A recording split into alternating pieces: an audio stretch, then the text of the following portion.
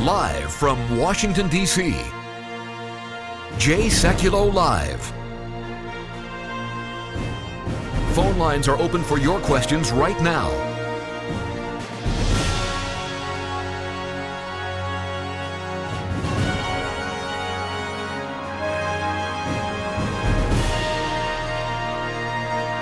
And now, Chief Counsel for the American Center for Law and Justice, Jay Sekulow. Hi, everybody. Welcome to the broadcast. And this is a special broadcast because we've got our team from our office in Jerusalem here in our media center. So I want to first start by welcoming not only our audience from around the country and around the world, but also welcome our Director General, Rami Levy, who's been with us on this. You've heard him many, many times. First time a lot of you are seeing him. Rami, of course, runs our office in Jerusalem. Rami and I have been working together for almost 2 decades, long time. David Benjamin is senior counsel for the ACLJ's office in Jerusalem. Also works with the Israeli Defense Forces, an expert on international law. David's been on the broadcast again many times, but first time in the studio. So great to have both of you here. Stuart Roth, of course, senior counsel, one of the founders of the ACLJ, and has done a lot of work in our office in Israel. I want to start with letting everybody know what the broadcast is about today. We will take your calls on the issue of Israel. And in this context, your support for Israel, we think, is critical. There's a lot of issues going on right now. One issue that is getting not as much attention as it deserves is that $18 million of the United Nations budget has been allocated to the Palestinian Authority for the purposes of engaging in what's called lawfare. That is taking Israel to international tribunals. We've handled those cases at the International Criminal Court in The Hague. Remember this, the United States funds about 22% of the UN budget. So almost at least $3.5 million of that money going to the Palestinian Authority to sue Israeli organizations and pro-Israel groups is being funded by us, the American taxpayer. This is the 100th anniversary of what's called the Balfour Declaration. That was a declaration issued by Lord Balfour, James Balfour, to Lord Rothschild, and that was regarding the establishment of a Jewish state. It was on November 2nd, 1917. It reads as follows. So it's to Dear Lord Rothschilds, I have much pleasure in conveying to you on behalf of His Majesty's government the following declaration of sympathy with the Jewish Zionist aspirations, which has been submitted to and approved by the Cabinet. His Majesty's government views with favor the establishment in Palestine of a national home for the Jewish people and will use their best endeavors to facilitate the achievement of this object, it being clearly understood that nothing shall be done which may prejudice the civil and religious rights of existing non-Jewish communities in Palestine or the rights and political status enjoyed by Jews in any other country. I should be grateful if you would bring this declaration to the knowledge of the Zionist Federation. Yours sincerely, Arthur James Balfour. That declaration has created a body of literature and a body of law.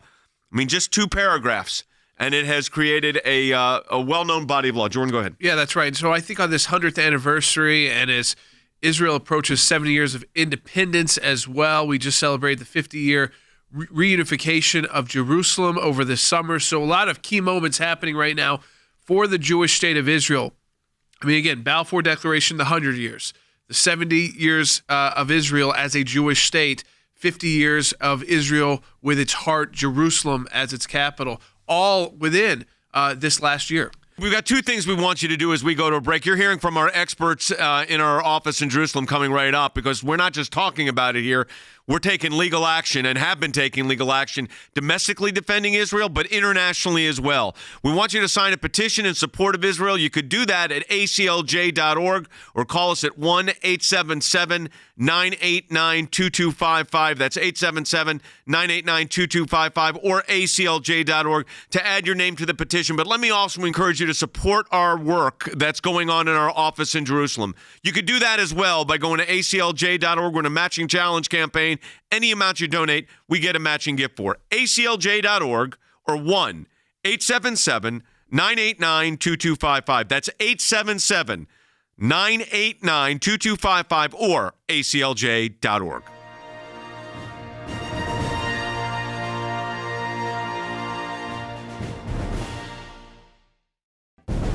It is a critical time for our nation, and the American Center for Law and Justice is on the front lines, defending life and liberty, engaging the issues that matter most to you and your family. Whether it's working to protect Americans from the dangers of radical Islam and the persecution of Christians, to defending life at the U.S. Supreme Court, to protecting your religious and constitutional freedoms, we could not do this work without you, without your support. And now your support can really make a tremendous difference. For a limited time, you can participate in the ACLJ Matching Challenge. If you make a gift now, it will be doubled. $25 becomes $50. A $100 gift becomes $200. Please stand with the ACLJ right now and call 1-877-989-2255. That's 1-877-989-2255, or go online at aclj.org. Thank you for your support.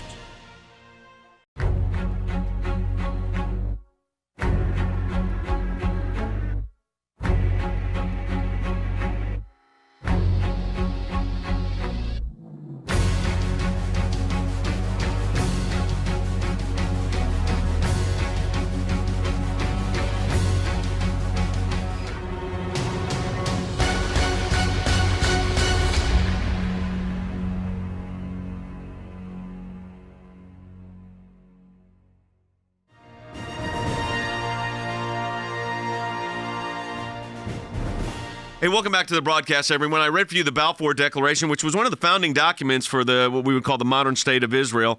But there's a lot of happening in the region. We're joined in our studios today by David Benjamin, Senior Counsel for the ACLJ in our Jerusalem office.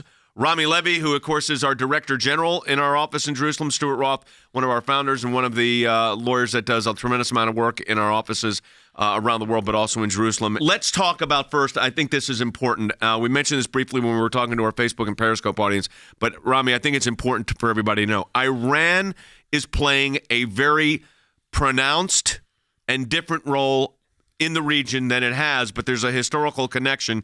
You were talking about this 2,500 years ago. Iran dominated the region. Let's talk about that for a moment. Exactly. Well, when we look at the nation's capabilities and the nation's intentions, if you connect the two together, then you see what the threat is. The threat of Iran is the fact that the intentions of the leaders, as they've said it many times, is to destroy the state of Israel and to rule the entire Middle East and get to the Mediterranean. If you look at the actions, Iran is using proxies. They have two different approaches. One is to the south, to Yemen, to the Houthis, who are Shiites, and the other one, they're going through Iraq, to Syria, to Lebanon, and Saudi Arabia is right in the middle. What's happening now with Iran is that the intentions are being exposed, the puzzle is seen, and the Sunni countries, Saudi Arabia, and the Gulf countries and Jordan understand that if they're not going to work together with Israel, they're the next ones to be blocked and taken over by Iran. Yeah, but David, you also have a unique situation right now that I keep talking about, and that is you have Shia Iran in partnership with Sunni Hamas, because normally they're fighting with each other, the Sunni-Shia split, but they've got their common enemy here. They make strange bedfellows. Hamas has been shopping for support around the Middle East. It was, for a while, it had Turkey. For a while, it had Qatar. For various reasons, these countries have backed off. Iran was supporting Hamas a while back, and it seems that Hamas has gone back into let's call it the clutches of Iran. Yep. And it suits Iran very well to have this outpost here. It's just another front that Israel has to face of Iran. In fact, almost from all sides. Yeah, so we're going to talk about the kind of the dimensional aspect of this. When you think about the Middle East, you got to think nine-dimensionally, because Israel's defending its borders on every border. I mean, there's not just one side here. But Stuart, we've seen over the last 10 years, and we've been going over to Israel a lot and doing a lot of work over there for decades, that the alliances that have been developed over the last, I would say, 2 years, 3 years, within the Gulf states and some of the other portions of the world, have made, as David said, kind of interesting bedfellows that you've got the Gulf states and Jordan, Egypt, Saudi Arabia in basically partnership with Israel because of the Iranian threat. Well, absolutely, because Israel's two problems on both sides of the country are Hezbollah and Hamas, the two terrorist groups that are being supported by Shiite Iran. Well, that creates an alliance, a natural alliance between Israel and Egypt also has a Hamas issue. and Israel and Saudi Arabia. So it's bringing those countries closer together.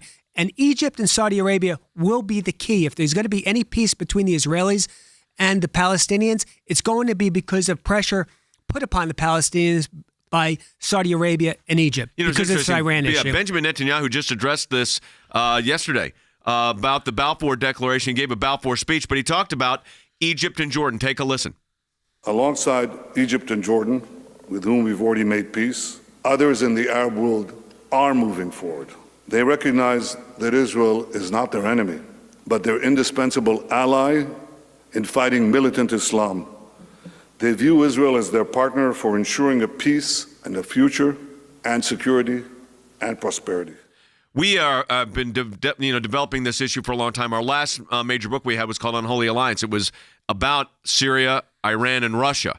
Our most current book that'll be coming out in the spring is called Why Israel Matters, and it's not available yet, but it gets into this whole issue. So this will be the third installment of a series we did. One was Rise of ISIS, the second was Unholy Alliance. The final book in that trilogy of books is the Why Israel Matters. And you look at these issues, folks, and understand that it's complex. It is a complex environment in the Middle East, and it's made more complex when you've got these different factions and factors coming in. So, yeah, we do have some comments coming in first. Sylvia on Facebook asked that common question, which is, should we just stop funding the UN? I think we answered that pretty quickly, which is the U.S. is not going to give up its veto power at the UN Security Council to stop the really bad actions. It's one thing to look at the General Assembly resolutions, even the $18 million that we've talked about, but ultimately we have a power to veto on our own unilaterally any kind of really military action that the UN may take. On that, we can also build alliances. So I don't think we're going to stop funding. There are elements within the UN, like pulling out of UNESCO. That's what you do. You send signals like that individually. And I think we can answer, again, Yolanda's question. Also, this is an interesting one. Are our tax dollars funding the Palestinians? You to about $500 million a year. And that's direct. That's not through the United Nations. That's direct. And that U.S. aid has generally had not a lot of strings attached to it. So, you bring up this idea, and we'll get into in the next segment of the broadcast, is kind of allowing funding to fight us in court. But the Palestinian Authority right now, I think it's important for Rami, you first, then David. This is not one unified government. It's a coalition government between basically Hamas and Fatah. But let's define who they are. First of all, that when you see Mahmoud Abbas, he's the head of the Palestinian Authority, but that's just the beginning of the story. It's not the end of it. Exactly. That's where, when we speak about a two-state solution, Benjamin Netanyahu always speaks about, it's a three-state solution, because Gaza has actually become a state of its own. Hamas has actually thrown PLO out of Gaza about 10 years ago and ruled since and did whatever it wanted to. So when you look today, even at the reconciliation, it's very hard to believe that it's going to work. And Israel cannot rely and give its security in the hands of Hamas. So David, who's within this Hamas, following up what Rami said, you got Fatah, which is supposed to be the more moderate, right? I mean, and they were the Palestinian Liberation Organization. And then you got Hamas, the terrorist. And I think they both have their, neither one of these groups are moderate. But in practice, as a lawyer, as we deal with, how do you negotiate with a party when the parties aren't unified and it's not a government speaking with one voice? Yeah, I mean, what you've touched on is the main reason why, at this stage at least, it's so difficult to go forward with a peace process. Because even if you can agree to reach some sort of agreement with some of the Palestinians, a large number of others will do everything they can to derail the agreement. Now, just to put any doubt aside, Hamas made absolutely clear that in their reconciliation with the Palestinian Authority, they have not in any sense given up their idea of wiping out Israel, even though the Palestinian Authority has demanded this of them. It's not exactly clear on what common ground this reconciliation has taken place. And of course, it's not the first attempt. So whether this will even last is something. But you need to understand, the reason we're going into it is this is how complex it is. So these are two factions that would fight with each other, that don't have a unified theory on how to move forward. And the end result is, I mean, this is what you have to really look at, is the target is still Israel, and you're trying to start a negotiation with parties that are calling for your extermination. It's a great time to ask this team of experts questions about Israel. Mary's got one calling from Maryland online too. Mary, welcome to Jay Sekulow Live. Hi, Mary, you're on the air. Thank you so much. I wish that the government would defund the United Nations to the extent that they are funding this lawfare for the Palestinians. So we're going to get into the lawfare issue when we come back from the break. It's, you know, in the UN budget, it's not a big number, but it's $18 million. But let me tell you something. As lawyers and government affairs officials that defend Israel and Israel's right to exist and have to deal with these groups, the fact of the matter is, and this is just the fact of the matter, these groups are, it's our money, U.S. taxpayer dollars, are going to the Palestinian Authority, Stuart, to fight us in The Hague. Well, absolutely, and I think it's getting back to the whole theme. There's so much dysfunction there, and we talk about Palestinian state. You know, the reality is that I think the goal should be peace first between the Palestinians and the Israelis, and then steps to a Palestinian state when they can prove that they can govern themselves. But they're so chaotic, they're so dysfunctional that if there was a Palestinian state at this place and time, they'd probably have a civil war erupt between the two of them and destabilize the entire region. We've got two things we want you to do as we go to a break. You're hearing from our experts in our office in Jerusalem. We're not just talking about it here. We're taking legal action and have been taking legal action domestically defending Israel, but internationally as well. We want you to sign a petition in support of Israel. You could do that at ACLJ.org or call us at 1-877-989-2255. That's 877-989-2255 or ACLJ.org to add your name to the petition. But let me also encourage you to support our work that's going on in our office in Jerusalem. You could do that as well by going to ACLJ.org. We're in a matching challenge campaign. Any amount you donate, we get a matching gift for. ACLJ.org or 1-877-989-2255. That's 877-989-2255 or ACLJ.org.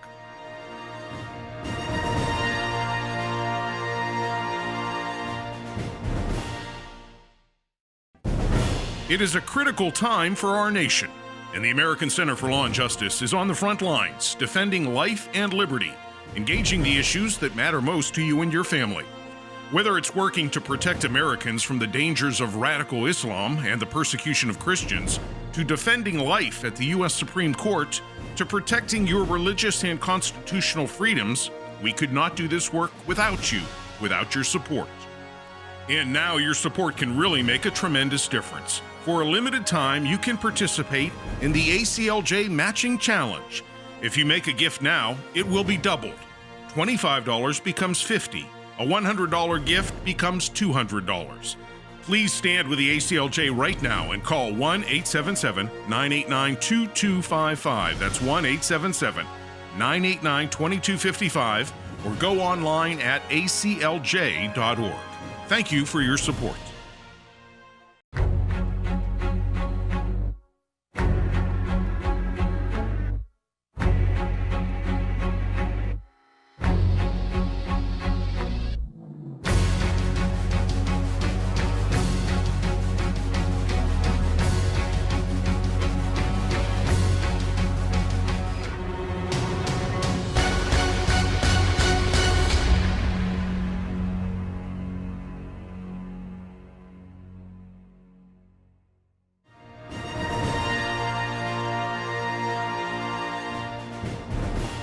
We are constantly, people have been asking during the break about dealing with the UN and the UN funding money, our taxpayer dollars going to the Palestinian Authority, but then a special designation by the United Nations, Jordan, $18 million to fight lawfare. In other words, to engage Israel in international tribunals, a direct grant for them to fight us basically in court. That's right. And I think it goes with what Linda has written in on Facebook, and she wrote, I think it's important for the U.S. to stay in the UN, even if it's for the sole purpose of standing up for Israel. It's the idea that with the UN is sending this money, we're providing, of course, about a quarter of the budget of the UN. And by the way, that's the official amount. Then we fund hundreds of billions in discretionary amounts to the UN. So when you said that maybe we're paying for a few $1 million, really the U.S. is the reason why the Palestinian Authority gets $18 million.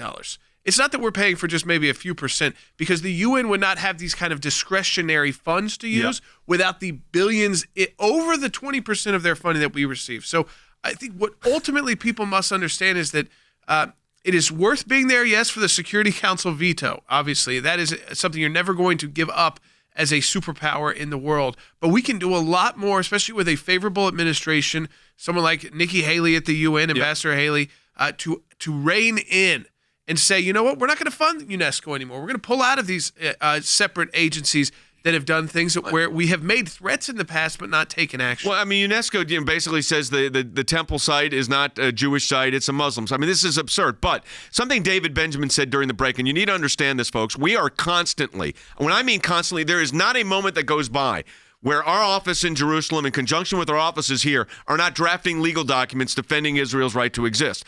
Right now, in fact, we've got 3 projects that we're working on simultaneously. One on dealing with the International Criminal Court in The Hague and the lack of jurisdiction over Israel. The second, dealing with the Israeli military justice system, so that's called complementarity, so that the ICC has no authority to oversee any of this.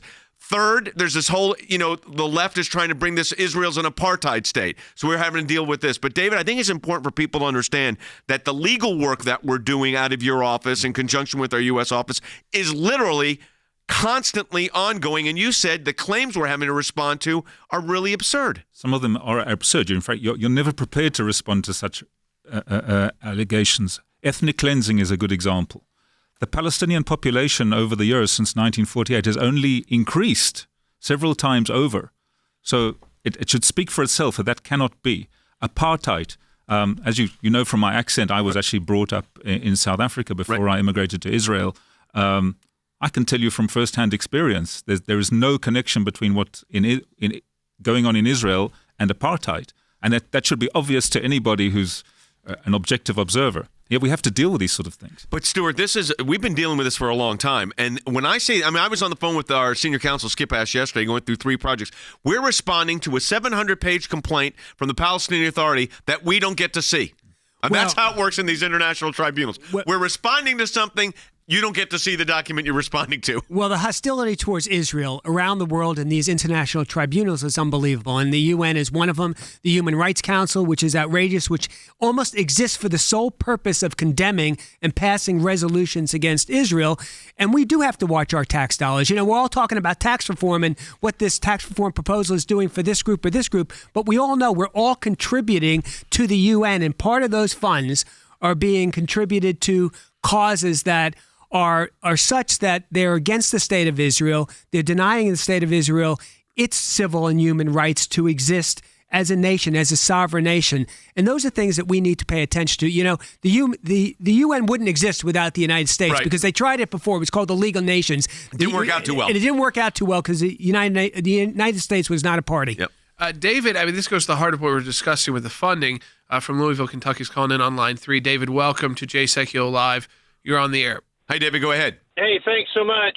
If the U.S. is going to help fund the UN, can we decide to designate where that money goes just a little bit? Listen, first of all, it's a great idea. Here's the problem. When you walk into the UN, let me tell you something. You have I'm just being honest with you. We've been an NGO at the United Nations for over a decade. You have, and Jordan could address this, no idea where your funds are going. No, it is. It's no like, idea. It's like you're literally the vast hall. You're going into this vast vault of how does this even work? How do the lights run? How does this operate? The door. Who gets an office and where? It is bureaucracy on top of bureaucracy on top of bureaucracy on top of bureaucracy.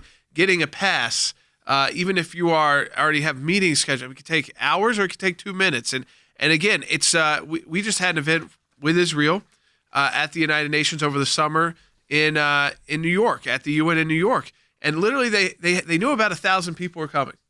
They opened up one magnetometer. And of course, and the Israeli government, which was sponsoring this event, official UN member state, had to push to get another magnetometer so that you could get more people who were standing outside in 90 degrees in New York inside so that the event could start on time. That's the UN in a nutshell. Now, I guarantee you, if this was the Gulf states having a joint meeting and everybody was coming together to celebrate Dubai, every magnetometer would be working. No one would be waiting in line. No pushing and shoving from the UN police. I'm not kidding about that. Yeah. Pushing and shoving people in suits and ties because of the animus towards, I think, obviously Israel. And by the way, let's not forget, animus towards we may be a major funder, but as much as we are, there's a lot of animus towards the United States as well there. Absolutely. Interesting. Ted Cruz from Texas said he will continue to press all legislative answers David's question, all legislative options to ensure U.S. taxpayer dollars are not used to implement, facilitate, or carry out discriminatory plans against undermining Israel. But let me tell you what we can't rely on. We don't have the luxury of relying, Rami, on legislative enactments. We have to be aggressive and proactive in the defense of Israel. That's something that you've been talking. We've been talking about this for 20 years. We have to stay at the front lines defending Israel's right to exist. Exactly. And, in the past 9 years since we opened the office in Jerusalem, the actions of the ACLJ have been received by the Israeli government in a way where there is a need for your work, and we cannot stop doing the aggressive work at the UN, at the ICC, and everywhere else because it's part of Israel's strength. That's going to do it for the broadcast today. Let me encourage you to support the work of the ACLJ. You saw it today in the United States and literally in Jerusalem. You could do that by going to aclj.org. We have a matching challenge going on. Any amount you donate, we get a matching gift for. So that's aclj.org, or you can call in your pledge at 1-877-989-2255. That's 877-989-2255 or aclj.org. And while you're there, sign our petition in support of Israel. Again, 1-877-989-2255 or aclj.org. We'll see you next week.